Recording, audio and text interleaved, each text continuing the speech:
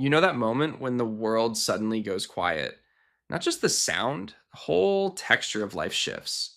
The noise recedes, the demands thin out, and something in you that's been holding its breath for months finally exhales. And you can't fully explain why because the people around you seem to feel the opposite. They come alive when things speed up, when the calendar fills, when there's more to do and more to see and more to be part of, and you come alive when it all pulls back. And maybe you've wondered if that's a problem.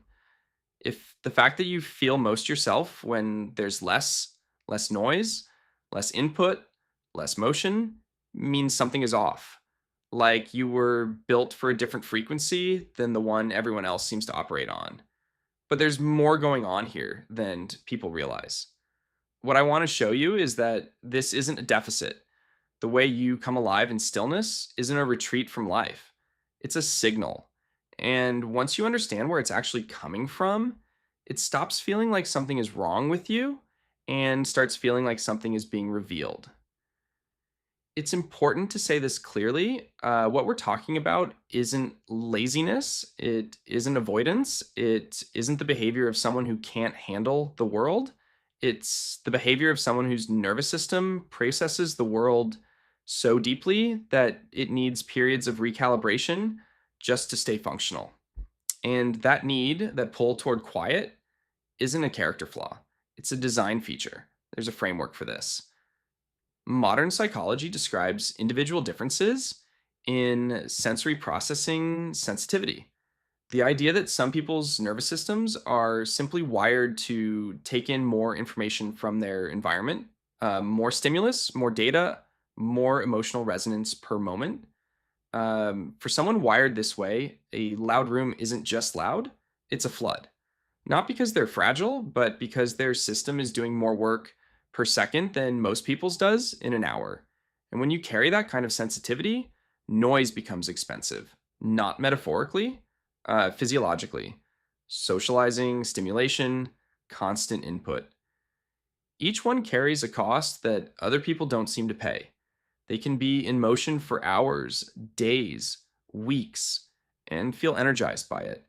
You feel it for 20 minutes, and something inside you starts looking for the exit. But here's where it gets complicated. The world isn't built for the way you're wired, it's built for people who come alive in motion, who draw energy from the crowd, from the event, from the constant hum of collective activity. And when you spend years moving through a world calibrated for a different nervous system than yours, you start to internalize the idea that the problem is you. That the fact you need quiet to feel real means you're somehow less alive than everyone else. But patterns aren't identities, they're responses. And responses come from somewhere. Think about when this started. For most people who feel this way, it began early. You were the child who could sit in a room alone for hours and never feel alone.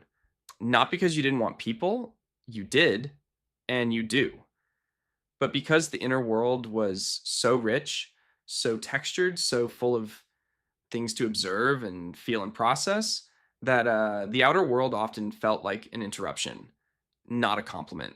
And somewhere in that gap between the depth of what was happening inside and the surface of what was being offered outside, you developed a different relationship with stillness, a relationship most people don't understand.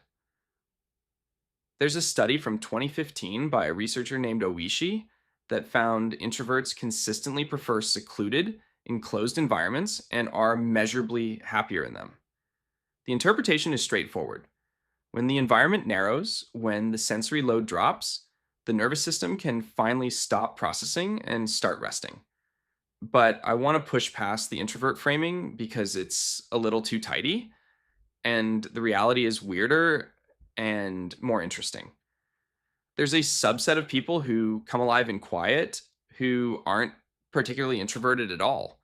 What they share instead is very specific relationship with permission. Modern life runs on performance, productivity, visibility, momentum, and noise amplifies all of it. The constant input feels like a moral argument for doing more, being more, producing more. Even rest has to look effortful. There's a quiet guilt that lives inside a life spent in motion because every moment of engagement feels borrowed from something you should be doing instead. Stillness cancels that debt, the noise recedes. The world kind of implicitly agrees that slowing down is acceptable. And for people who are chronically hard on themselves, who struggle to rest without justification, stillness is the only thing that hands them permission for free. External permission to be a human being instead of a productivity metric. And people don't always recognize this in themselves. The surface explanation they give is just, I like the quiet, but the real thing running underneath is closer to, I feel less guilty existing slowly when the world isn't screaming at me to keep up. And this is where the psychology opens into something larger. Because what the research doesn't account for, what it can't account for, because it was built to describe environmental preference, not inner transformation, is the possibility that some people are wired not for constant input, but for inner attunement. That the pull toward quiet isn't just a nervous system needing rest, it's a signal that your energy is trying to redirect itself inward, towards something the noise has been drowning out. In spiritual psychology, this is sometimes described as energetic sensitivity. The idea that certain people process the world not just through cognition and social bonding, but through a kind of inner resonance, an ability to feel the emotional temperature of a space, to sense when something is performative, to detect the difference between collective enthusiasm and genuine aliveness. This sensitivity doesn't make you better than anyone else, but it does make you different. And that difference has a cost. The cost is that noisy experiences, the ones built on shared stimulation, shared excitement, shared belonging, don't land the same way for you. They can't. Your system is tuned to a different frequency.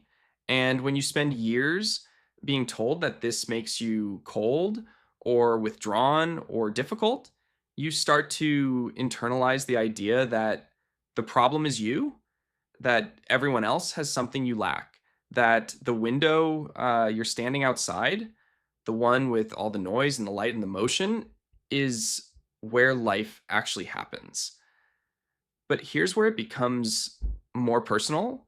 The very trait that makes you feel out of step with the noise is the same trait that makes you capable of something most people never experience.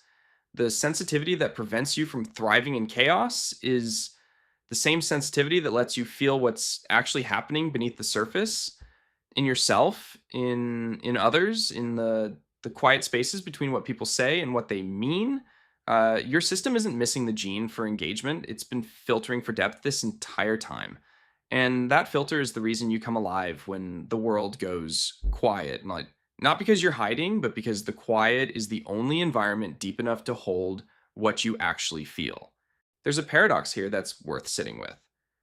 The people who need stillness most intensely are often the ones with the deepest capacity for presence. They're the ones who can sit with someone in grief without flinching, who can sense a shift in a friend's energy before a word is spoken, who feel the weight of a room the moment they walk into it. Their sensitivity isn't absent in the noise, it's overwhelmed. And in the quiet, it finally has room to do what it was designed to do. And once something becomes that ingrained, once you've spent a lifetime orienting toward depth over noise, it stops feeling like a choice. It just feels like how you are. And maybe the hardest part isn't the need for quiet itself, it's the years you spent believing it was a flaw. The energy you spent trying to perform engagement you didn't feel. The relationships where you held back your real self because you assumed the real self was the problem. None of these responses are wrong. They're just different strategies the nervous system develops to manage the gap between what you feel and what the world expects you to feel. And at some point, the strategy stops being necessary. Not because the gap closes, it won't, but because you stop interpreting it as damage. There's a quiet power in choosing to stop apologizing for the way you're wired, in letting the pull toward stillness be what it actually is. Not a retreat, not a deficiency, but a signal that your energy was never meant to be dispersed across a crowd. It was meant to be concentrated, directed, saved for the things and people and moments that actually move you. And if you know exactly what that feels like, and if you have a place or a practice or an inner world you actually come alive in, then you already have what the noise was always trying to provide. You just found it somewhere quieter, somewhere realer. If any part of this felt familiar, it's not because something is wrong with you, it's because something is waking up. And the fact that you come alive in the quiet is the same thing that will eventually guide you toward the people and experiences that match your actual frequency.